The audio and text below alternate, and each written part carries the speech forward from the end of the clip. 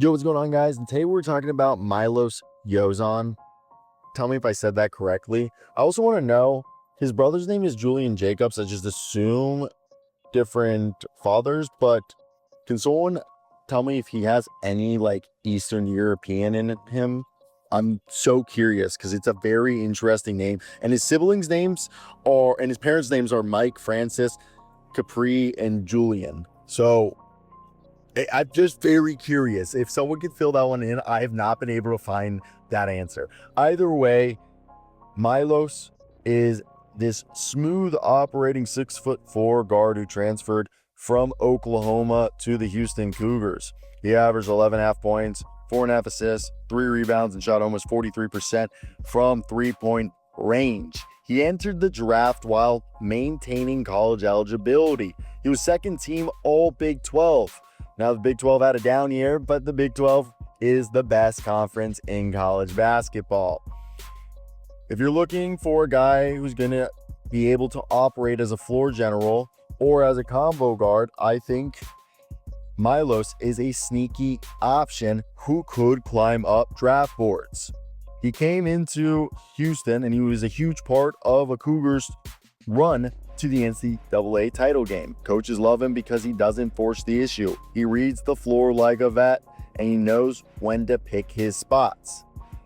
Uzan is a high IQ combo guard who thrives in structured offenses.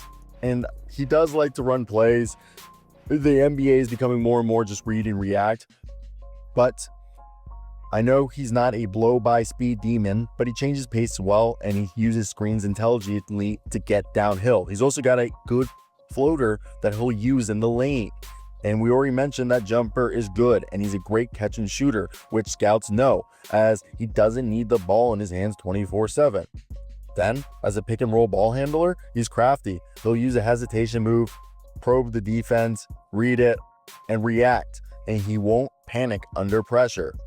The Houston coaching staff often praised how, quote, he doesn't speed himself up. He plays under control and sees the whole floor, end quote.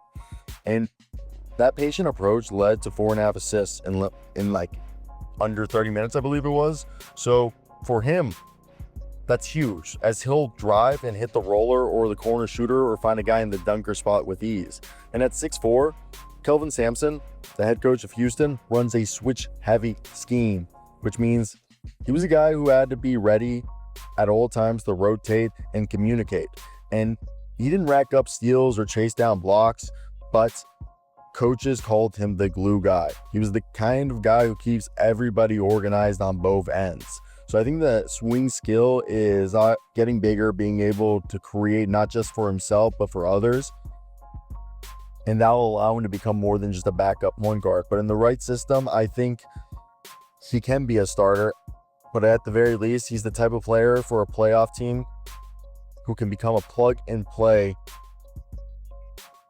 rotational player in the early years of his career due to him not making mistakes and just playing smart, efficient basketball. Let me hear your thoughts down below in the comment section. What do you guys think of Milos Uzan? And do you guys agree with me that he's someone who's been rising up boards for a reason, and it's especially due to the fact that it's that brain, that high basketball IQ mixed with solid intangibles, which gives him a high floor?